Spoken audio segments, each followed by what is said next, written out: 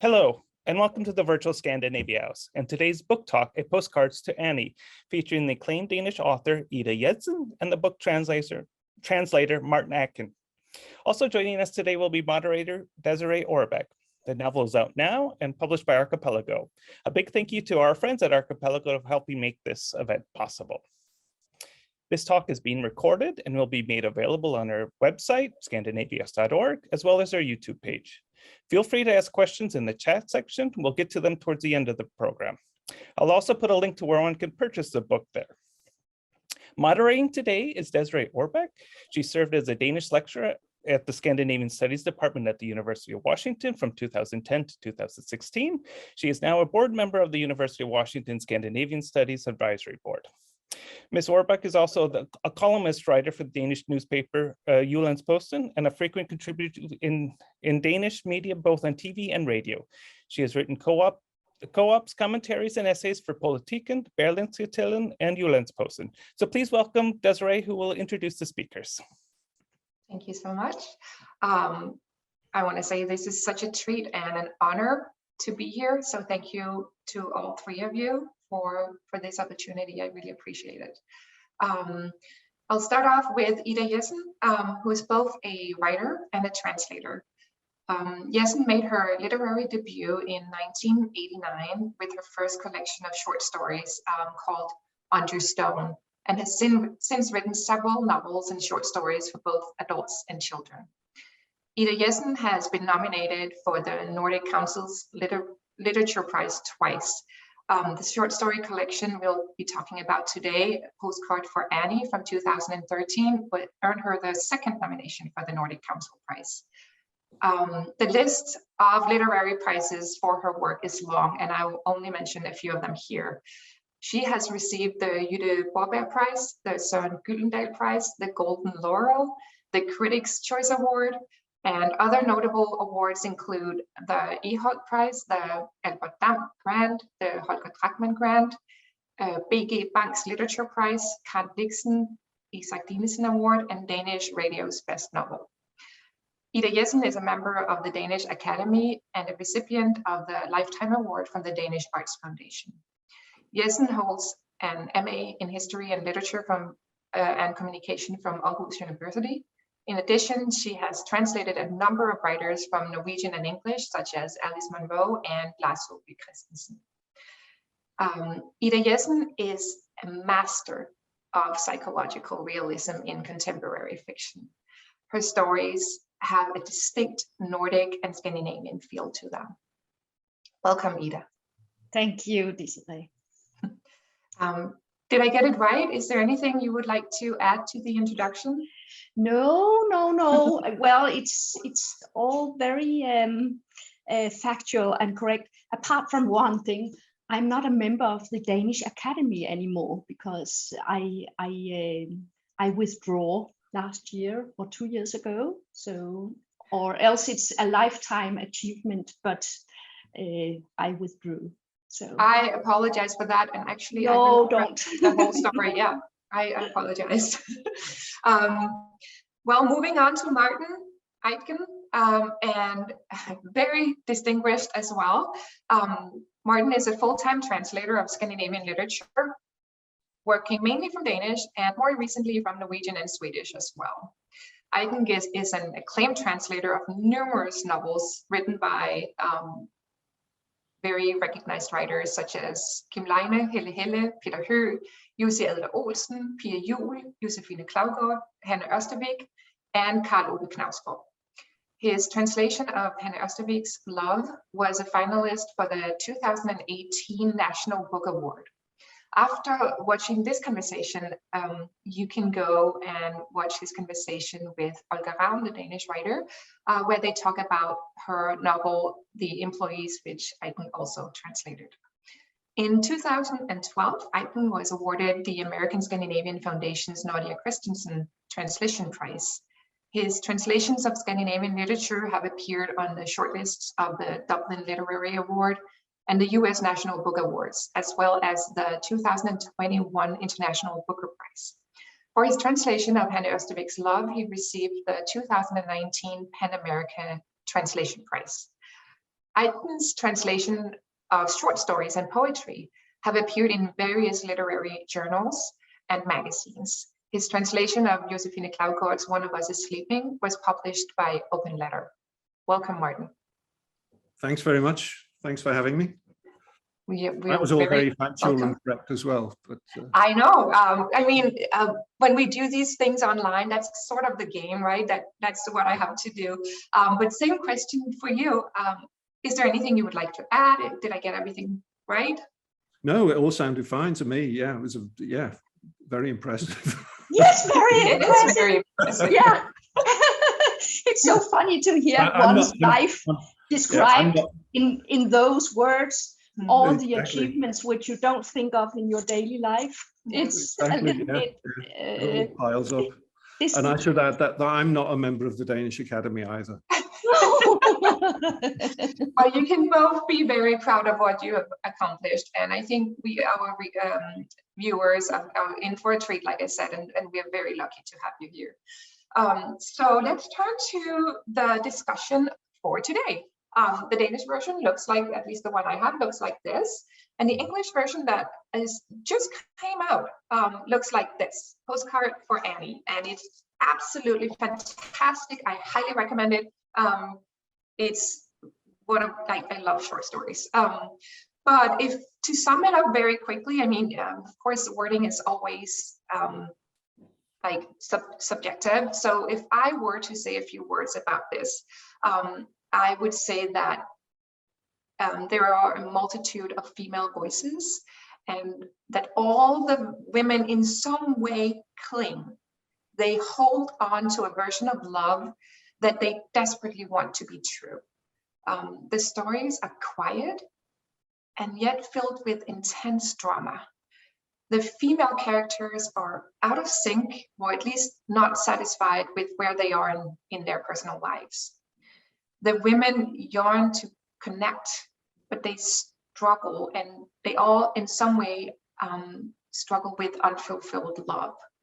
They are trapped in wordless, sexless marriages, or bound by maternal bonds. And I think one of the sentences that really, it's simple, but it encaptures everything, is from the short story Mother and Son. And it said, all she can do is carry on. And that is what the women do, I think, in this short story collection. That's one way to describe this. Ida, how would you describe your own short story collection? Well, and I think of this collection of short stories as a way of describing love, as a helpless feeling, because you can't help but loving, even though it's very inconvenient, even though it costs you so much struggle, you can't help but loving and hoping all the time. And I know we're going to talk about one of the short stories called Mother and Son, and it opens up with mother and father and two sons, and she's so happy of having her sons there, and she just wants to touch them, and she knows she mustn't do it, and she knows that this family is a very fragile family, but she's so full of love. This richness is in her always, and it makes her in many ways both strong and weak. So yes, it's a story of the helplessness of love, as is all the stories. Yeah, it's very there's a lot of depth to that, I think. What did you think when you were reading this short story collection, Martin? Yeah, well, I mean, it's very hard hitting in a very quiet sort of way. I mean, the way Ida writes is sort of effortlessly. I mean, it's sort of like proper sentences, you know. I mean, it's proper writing. It's not. It's writing in a conservative way, and I don't mean that negatively in any way. On the contrary, I mean, Ida's writing proves that you don't have to be working in a paradigm of experimentalism to to produce powerful literature. And for me, this was, I mean, it's a collection about women. I think also it's a collection about men, although not sort of directly about men. It's directly about women, but the men are sort of there in the background, lurking about. But it's also about this sort of painfully self-destructive devotion that all these women feel to the men in their lives, whether that be a partner or a son. And it's about the smothering of a passion that was once felt. Something happens along the way, and all that changes. And it's also about humiliation. It's about the humiliation of loving someone, perhaps, you know, not necessarily desperately, but in a sort of in an everyday context, being humiliated by love.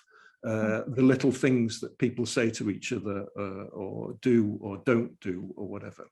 And Ida has a very keen sense for those very, very small details in the way she presents these relationships.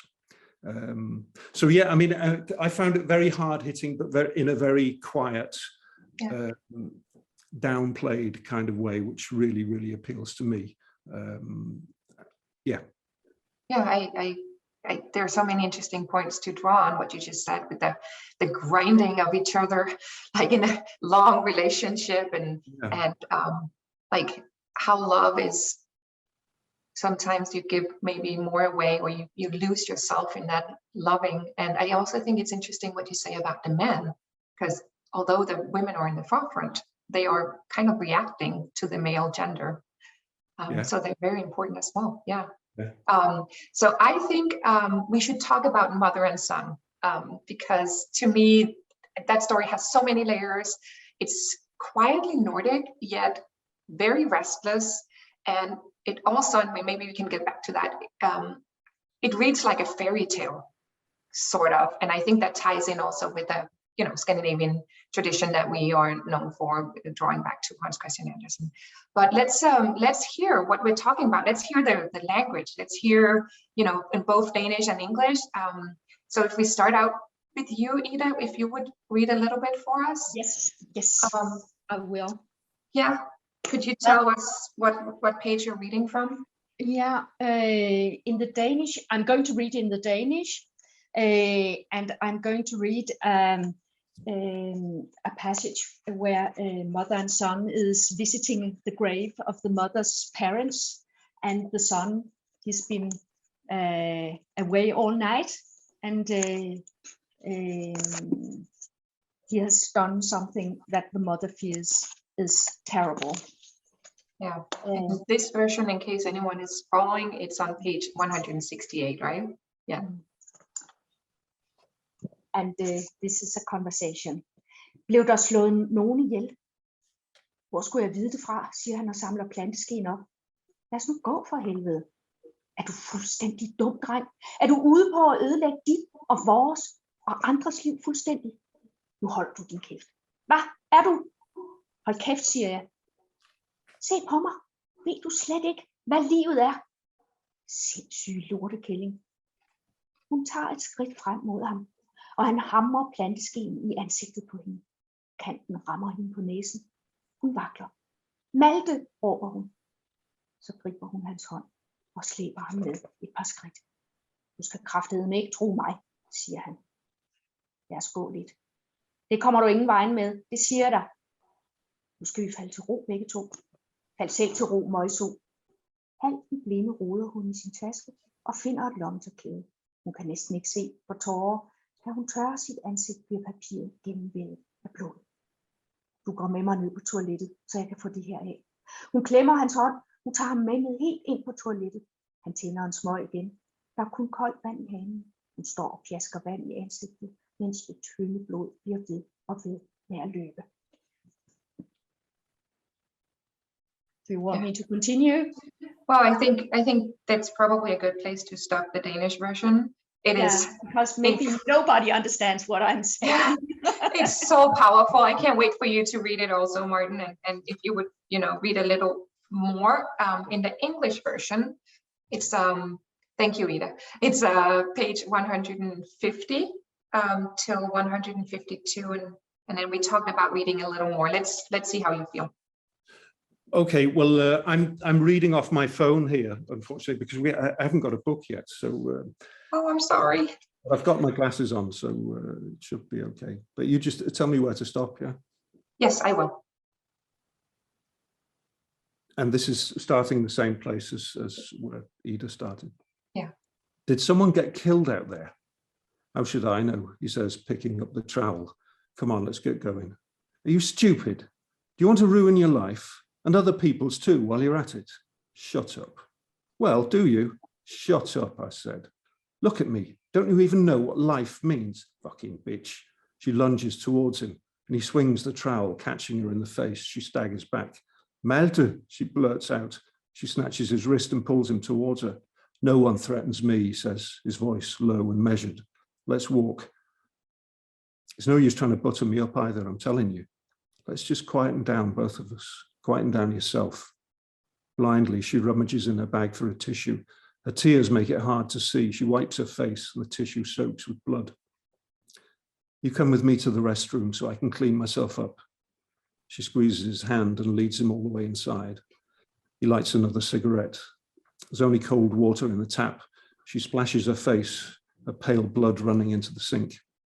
Stand still and tip your head back, he says, pulling a paper towel from the dispenser, moistening it to dab her wound. She does as he says, then after a moment lowers her head again. Her nose throbs, and now, feeling a cold, wet sensation, she realizes that she's peed herself. I've peed myself, she says. Ma, what am I supposed to do now? He smokes in silence and stares out the window. You can borrow my trousers, he says. What are you going to wear? You can't go around with no trousers on. Yes, I can. At least until you buy something else you can put on. Good idea, she says, a renewal of hope and energy. He bounds on ahead to the car and she finds herself giggling at the sight of his long white legs as they dash through the cold. His trousers are so tight she can't button them, must hold them up with one hand as she runs after him. They reach the car at the same time and convulse. You should see yourself, she splutters. You can talk, he says. They prop themselves against either side of the car roof, arms outstretched, doubled over with laughter. She unlocks the doors and they flop down on their separate seats. She turns the heater up and reaches back for the traveling rug to tuck around his legs, and they set off for the co-op. Thank you. I think that's a good place. I mean, what a nightmare, and it's so matter of fact, and they even laugh. It's like, and I know I said before that it's very quiet stories. I probably found the most dramatic in the whole short story collection. Yes. But it was just so like, my heart almost started pounding, and then it was like full of tears and laughter and love and like that. Yeah. So Ida, do you remember when you wrote this scene? Do you remember what your whole thought process? Would you take us there? Well, this scene was a key scene in the short story, and I knew I was going to write this scene. So many of the other things that are happening in this short story I arranged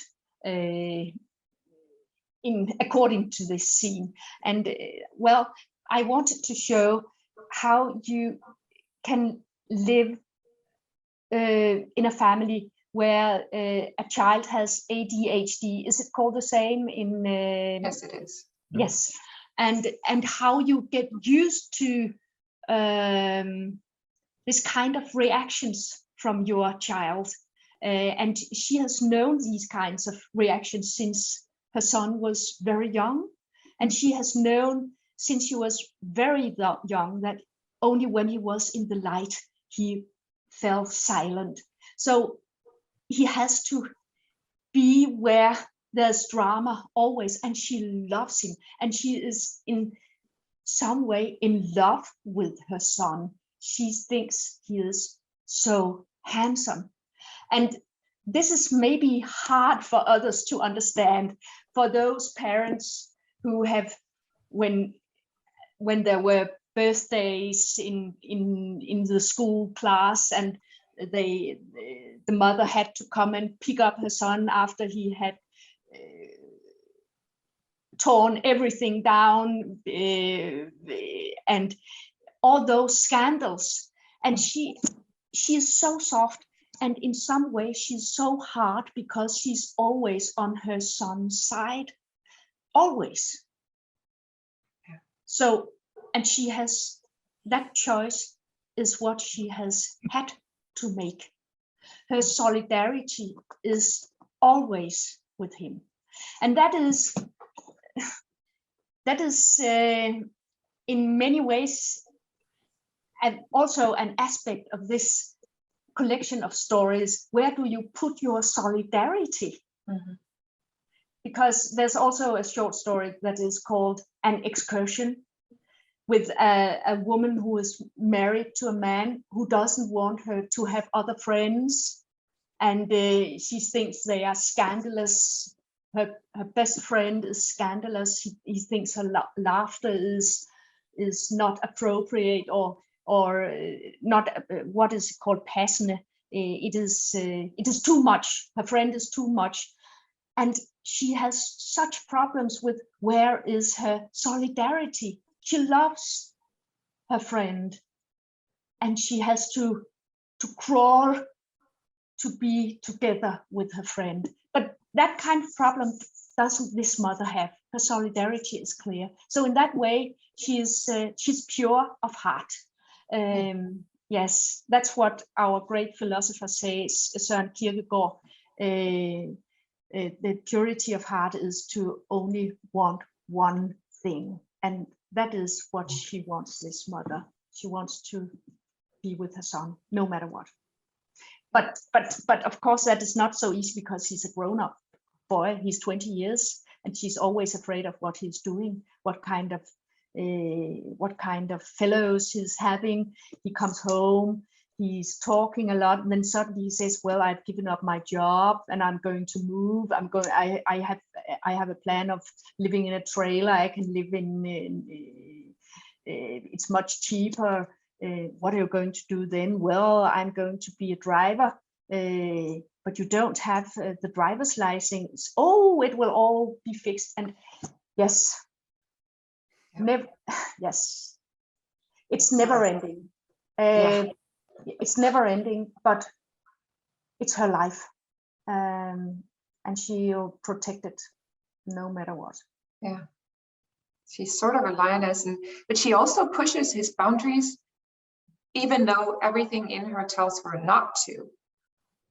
She can't help herself, but she's also, I feel like, torn between what she knows works, and what she still has some sort of idea about what would be normal to do and say in a certain circumstance, and she sometimes insists on doing it, although it ends up like with a shovel in the face. It's the being torn between love. I mean, the thriller you have in this as well, with like, do you protect your child, or do you do what society thinks is the right thing to do, and tell the truth, even though you will end up maybe hurting those closest to you? That's another story. But thank you, Ida. Martin, when you were translating this, what sort of emotions do you remember translating this specific scene, and how you felt, and how you wanted to capture it? What can I say? I mean, I remember thinking that it was a really violent scene, and it had to be poised in just the right way to make it credible, because it tips very, very quickly from her getting hit in the face by a trowel to sort of her being forgiving, and they're both laughing and everything. But of course that's all laid out for me in the Danish text. But that's it's a matter of, I think maybe I even sort of toned it down a tiny little bit. I think Ida writes something about he really whacked her in the face with this trowel. And I thought, okay, I'll tone that down a tiny little bit, because sounded to me a bit like she was almost dead, you know, but there she was, you know, with just a bloody nose. And so, I mean, it was something that had to get just right, obviously. Also because it's a key scene in the story, and it's a very standout scene in a way, because it's violent in the whole book, in the whole collection. I mean, the whole collection is very, very quiet, and you know, we don't get this sort of overt drama that is the case in this scene.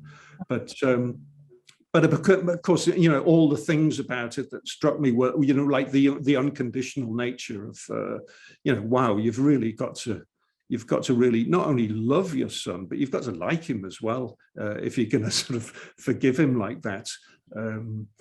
And obviously she does. I mean, there's that sort of imperative of that's sort of sewn into that whole relationship. It's always going to be there, no matter what he does. She's going to be there for him in a way, you know. No matter that she obviously thinks it's wrong what he does, and all the rest of it, but yeah, I mean, it was a very powerful scene in that way, yeah, but very atypical for the whole collection. Yeah. And I think so I have an ADHD son, and he's not violent or anything, but they condition you very early on. You learn to, like, you change with them. So things that to other families is maybe very unusual, you kind of get used to the unusual, I think. And that's captured superbly, I think, in this text. So to broaden it out a little more, Martin, do you remember what you enjoyed most about, like, overall in this short story collection, what you enjoyed most in translating this work? I just think, I mean, the overall, as I started to say before, I mean, Ida's way of writing, I mean, Ida's prose is so effortless and so seamless, and you know, her sentences are just, you know, her sentences are sort of beautifully poised, just the right words and just the right number of words, you know. The sentences aren't too long, and they're not sort of short and staccato unless it's required, of course, but you know, there's a flow to Ida's writing, and it's she packs in so much into her sentences, you know, that we really get the idea of you know, whatever the kind of environment we're in, and the kind of people we're dealing with, and what their thoughts are. And for me, that flow is like really important. That's the kind of writing that I enjoy translating best, because it allows me to get into a creative flow, which is what the whole exercise is about. The difference, I mean, there's no difference really in what I do compared to what Ida does, apart from the fact that Ida, you know, thinks it all up, and I have to work within those constraints. But what I'm doing is creative with the language in the same way as Ida is being creative with the language. And so I enjoy when I can get into a flow of doing things. What I don't sort of, you know, where things don't get sort of, I don't get bogged down in, you know, having to look up quotes or whatever, you know. That's what I enjoy best, and it's what Ida does best as well, I think. Writing in that way, I mean, she has a very, very particular voice, and a very, very soothing and calming and very compelling voice. Yeah.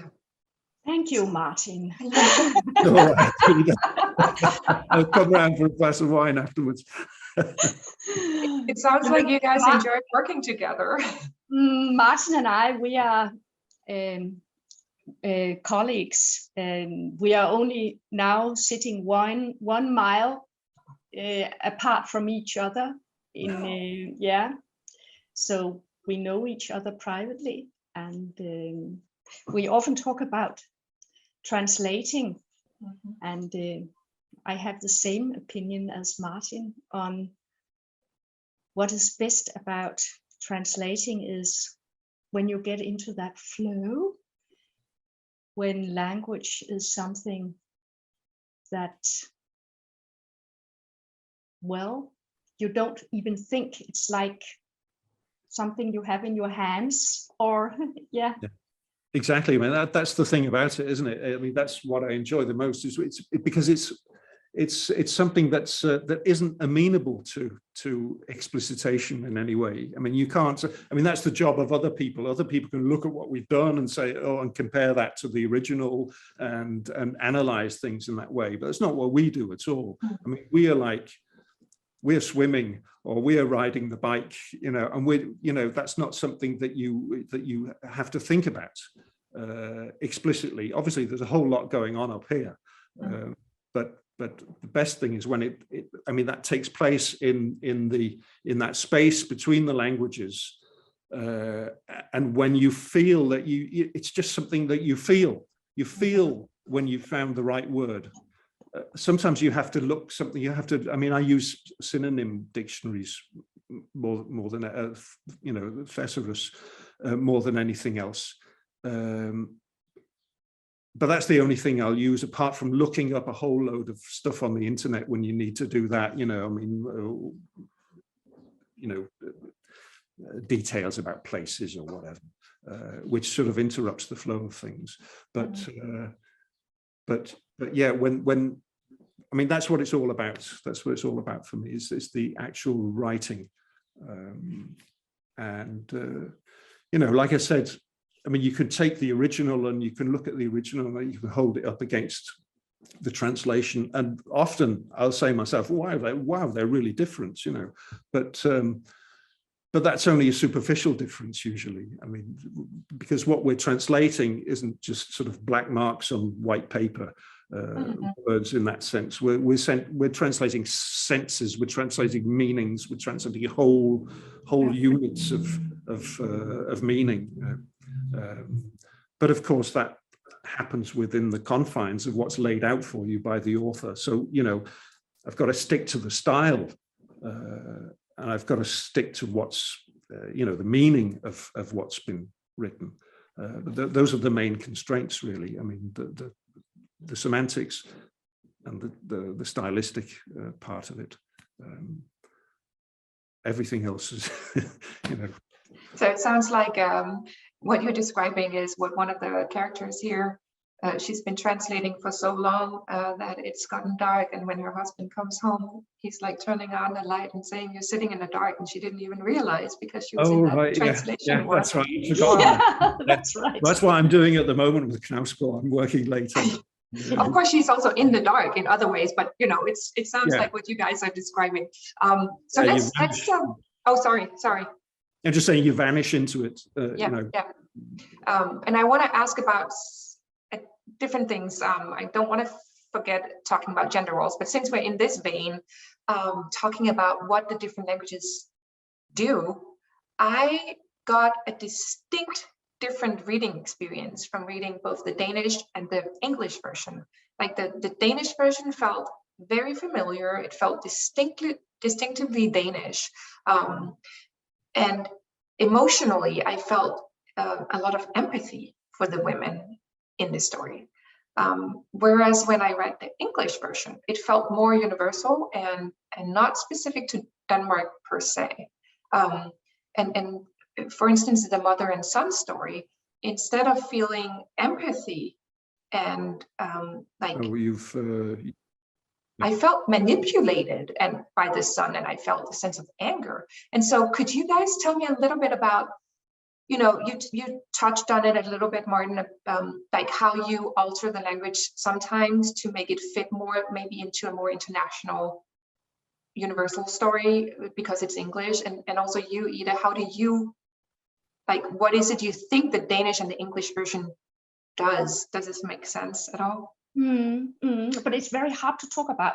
Today, I was reading Martin's translation with so much joy. Martin, you've done a very great job. I'm so happy that you are my translator. Yeah, because you are. I can feel the flow you are doing it in, and I can feel this vivid feeling of language that you have. So this is a great translation. Thank you so much. Thank you. Obviously, I couldn't. What I wanted to say is that when I read it today, I thought, well, did I really write this? Because it felt like something, I was very interested in it, but it felt American. Okay. Yeah. And Yeah. I say this as a praise to you, because I have tried before to read translations from Danish into English, where I thought it was like clumsy lumps of Danish trying to be transformed into something else without success. Yeah. But this is not like, this is great. And it's not particularly Danish in a heavy downweighing way. So that's interesting that you say that it reads American, and I'd probably say that to an American it probably reads a lot more like UK English. But it's an interesting point because I don't write American at all. I write in British English, and what happens is, I mean, obviously Archipelago Books, I'm working for an American publisher there, but our fantastic editor at Archipelago, Jill Schoolman, will go through my manuscript and she'll tweak the bits of UK English that don't work for an American reader. And she'll tweak the spellings obviously are different in many cases. And, Americans have a mommy and we don't, we have a mum and that sort of stuff. So that sort of Americanization goes on once the thing has left me. But it's an interesting discussion actually, because but it's not only a matter of language, it's also a matter of the atmosphere of the stories that in some ways are being transformed. And I was thinking about maybe, well, I was talking a little bit with Désirée about it before you turned up. And maybe there's something in this story. It's because these stories, they are so tightly woven together in more tightly. There's so many details in them.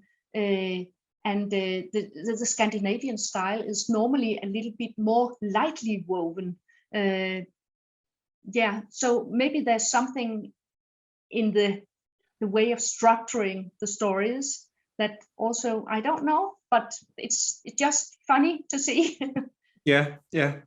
I'm just happy that it works for you as well, obviously. I mean, but of course, I mean, there's always going to be this thing. I mean, when something is set in a different country, and this is set in Denmark, and there are always going to be references that sort of pinpoint where we are, and it's a question of what you do with them.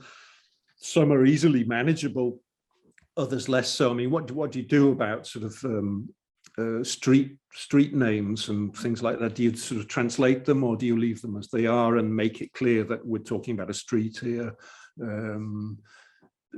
Stuff like that, but I mean, it's always just a question of how it feels, really. And sometimes I feel differently after I've done the thing, and I think, oh, I would have liked to have sort of made that more English or whatever, instead of keeping the Danish reference. And I read something. I looked up to see if there were any reviews going about, and there are loads on the internet.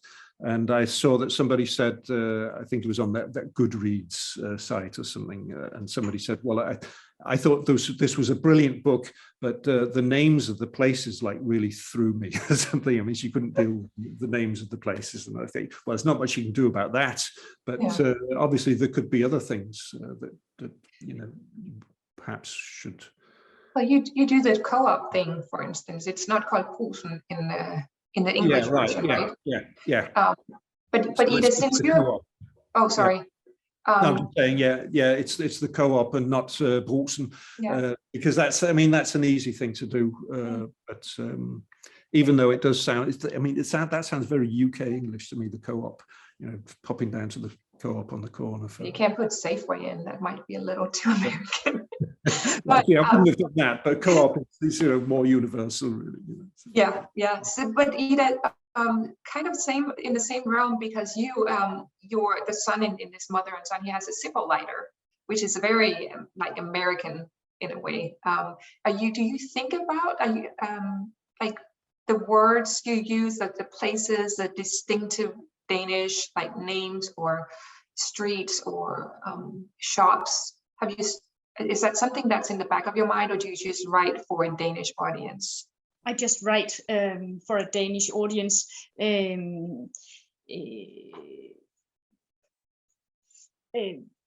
Yes, because the places always mean a lot for my story where they go on. And what I love to read myself from books in translation, or when I read English or even German, I like to read local places and Norwegian, Swedish and Finnish literature. I like to read the description of local places. So I never calculate on books being translated. It's just pure joy if it happens, as in this case. Yeah. And it would be wrong in a way to sort of shift everything to make it sound that everything was taking place in somewhere in Arkansas or something. But that's what we call airport literature, isn't it? The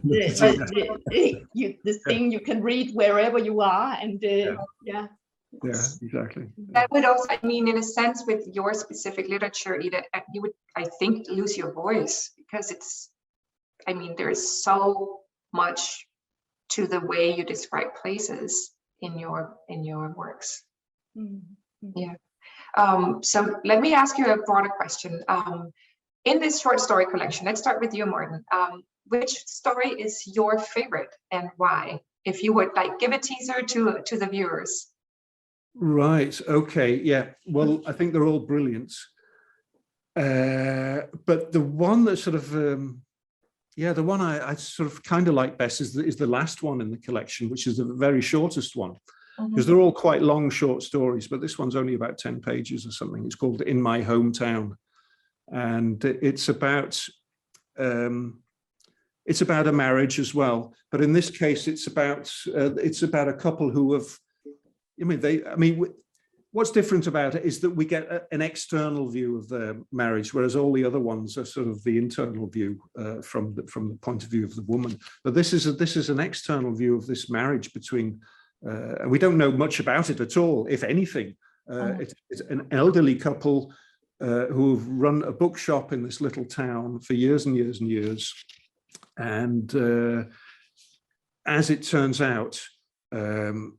Eventually, the woman dies, and at her funeral, it transpires that something transpires at a funeral. I won't give everything away. I won't spoil everything. But that sort of, in a way, was a very sort of quirky novel compared to the others, and I liked it. I liked the way it packed a lot of stuff into a very short space. And it was it showed really that there could be this sort of internal combustion engine in a marriage that actually kept it going, as this marriage seems to have been kept going despite this secret that they've had all along. So it transpires. So in that way, it sort of stuck out from the others in a bit. Yeah, it's definitely a different story, and it's also funny that. There are these, I think, misconceptions that, nothing goes on in the countryside and everyone knows everything about each other. And in this story, they have been fairly close friends with another family for years. And what do we really know about each other and our neighbors? Yeah. But you say, I mean, that's another thing about the collection, I think, is, I mean, you say the countryside. It's not the countryside, really. I mean, it's the sort of, you know, the sort of the provinces, the small provincial towns that sort of gradually depopulating unless something, you know, unless they're big enough to sustain themselves. And I think Ida is, you know, gives a sort of masterful depiction of the sort of slow-paced life in these places, which is really, you know, really hits home to me as well. I mean, we both live in a small town, which could have been one of the towns in Ida's book, and it's like, you know, it gives a sense of a place that is, you know, that isn't sort of cosmopolitan coffee shops and you know, smart haircuts and you know, trendy magazines or whatever, you know, but where life goes on. And it's the sort of life going on that you get this sense of, you know, you could walk down the street in one of these places. You could actually, if you were that way inclined, you could peer in through one of the windows in the evening and you could see all this taking place. You know, it's that kind of feeling that you get reading these stories. So yeah. Well, thank you. That was, if I hadn't read the book, I would definitely want to read the story now. What about you, Ida? What's your favorite? If you have one, it's like maybe choosing between your kids, but I'm going to ask you anyway. What's your favorite story? I have a favorite scene, as a matter of fact, in the story called December is a Cruel Month.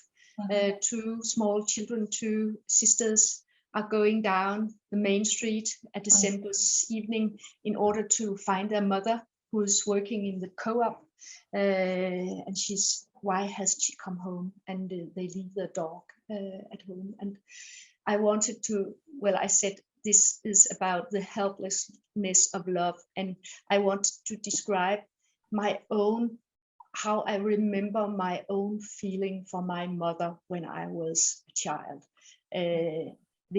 That she was everything, so warm and so soft, and that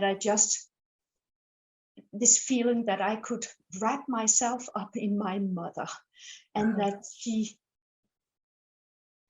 well, I'm still not able to describe it. And that's what unless I use all these words that I do in that scene. And then they come, it is a night where they thought it was raining, but as a matter of fact, it is ice that is falling. In Danish, it's called isslag. It's ice storm or? Yeah, freezing rain. Yeah, it's not, because it's not a blizzard, it's like more like sleet. Yeah. So, and the trees by the church are packed in ice, so it sounds like bells ringing in the wind. And well, it is going to be a terrible night for those kids. But it was this picture of two small girls' love on a winter night. I think that's my favorite scene. Because it's very beautiful, and like she looks out before they leave, right? And she's the oldest, but she's not that old, and she's like, okay, if I blink and count, and when I open up my eyes, I'll see my mom come towards our house or apartment, and it's just so beautiful and so sad. Because her mother always did that, but she doesn't do that this evening. So the evenings are always alike, but this evening is different. But yes, the feeling of love is the same. It's a beautiful scene. I mean, there's so much we could talk about. Still, I have like a ton of questions, but we're also like short on time, I think. Is there anything, like, before we open the floor up to questions, that you guys really would like to say or talk about before we sort of wrap up here? No, I'd just like to say in that story that Ida's just been talking about, in that scene there, I mean, what happens in that story is really gruesome. It's really something terrible happens, but you know, Ida doesn't sort of make all that explicit. She doesn't, you know, ram it down our throats in any way at all. It's kind of like in the background what happens, and other stuff comes to the foreground, like the two girls in that scene, and other details of sort of ordinary details of ordinary everyday life against this backdrop, this canvas of something really terrible having happened. And that's just a lightness of touch there, which is absolutely brilliant, I think. Yeah. That's kind of making it worse, though, because you are forcing us to use our own imagination working with the text. Yeah, well, yeah, that's our plight, isn't it, as humans? Yeah. We've got this Brilliant thing. Yeah. Yeah. What about you, Ida? Is there something you would like to say before we see if anyone has questions or anything you would like us to touch on? No, well, the only thing I want to say is, well, I wanted to write that story because I wanted to describe these two children, but there's also another thing I wanted to describe or write about. I have a friend who's a vicar in the northern part of Norway, and in Norway the vicars go out if there has been an accident and somebody is dead, and instead of the police as it is in Denmark, it's the vicars that go, and then they stay with the family until they have absorbed the news. And he told me that he was going to a family where the mother had died, and it was in December. And when he came into the house, over the staircase, there was an what do you call it, Martin, advent calendar? Yes, with packages, with small packages, and 9 of those had been opened, and he knew the moment he saw that calendar that this was the mother's hands who had made that. And when he told me that, I just felt like something open inside, because it was such a complex thing to tell me, and we just sat in front of each other with the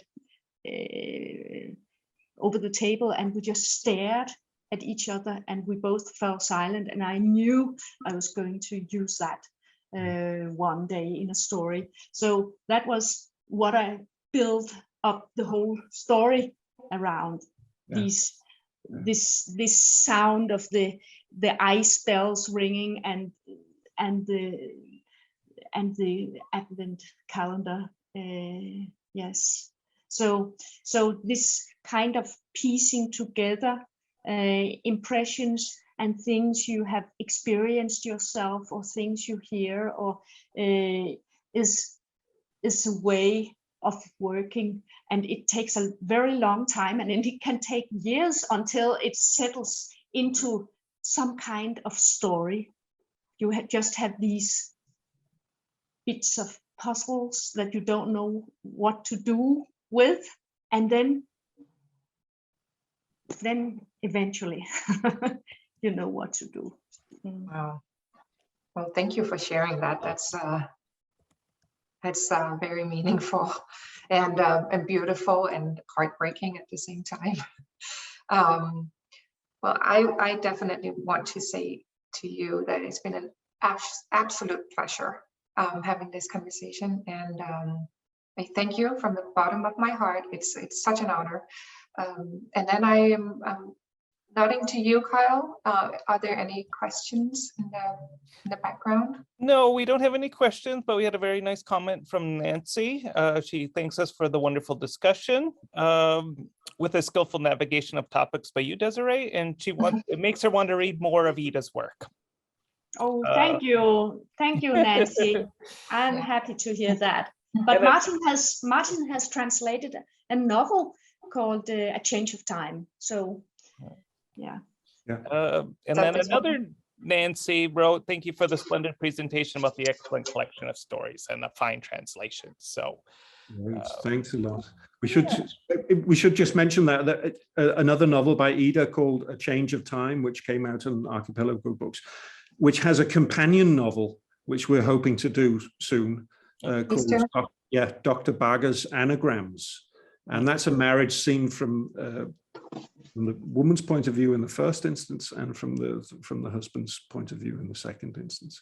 And generally, Archipelago Books, if nobody's held an Archipelago book in their hands, then they should do so immediately, because there's such beautiful books to behold. They are pieces of art, as a matter of fact. They are. Yes. Yeah. I want to apologize if you heard some snorting sounds. My dog's next to me. It's not me, it's my dog, and I was trying to push her a little bit, but she doesn't care. She's just sleeping. But like I said in the beginning, I highly recommend Ida's work. I've read, I think, 12 out of her 16 books, and Martin, I have a whole stack next to me of books you have translated. Being a translator of some of the biggest writers, that's a sentiment to your level. So it's absolutely incredible. Go read this book.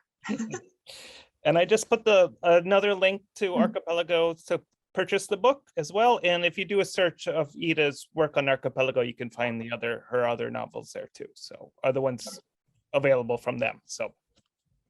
All right. But I think at that point, I think it's the end of the program, and I would love to thank everyone for tuning in. I'd like to thank Désirée for this wonderful moderation, and I would love to extend my great gratitude towards both Martin and Ida for joining us today and presenting your work. It's always an honor. And I hope one day we can do this in person at Scandinavia House one day. But if not, we always have the virtual world to present your novels. Yes, that's very, very nice. Thank you, Kyle. Thank you. Thank you, Désirée, so much. Thank you. Yeah, thanks a lot. It's been a great pleasure, and thank you, Martin. And one day we're going to meet, not very soon, I think. Have a nice cup of coffee in a little town of Denmark. Yes, we meet in the street. Yes. Or at home. Yeah. Well, thank you so much, guys. Kyle, are you and me, are we staying on, or what's the plan? No, we'll end it right here. So okay. Okay. Thank you so much, guys. Thanks. Bye. Thank you.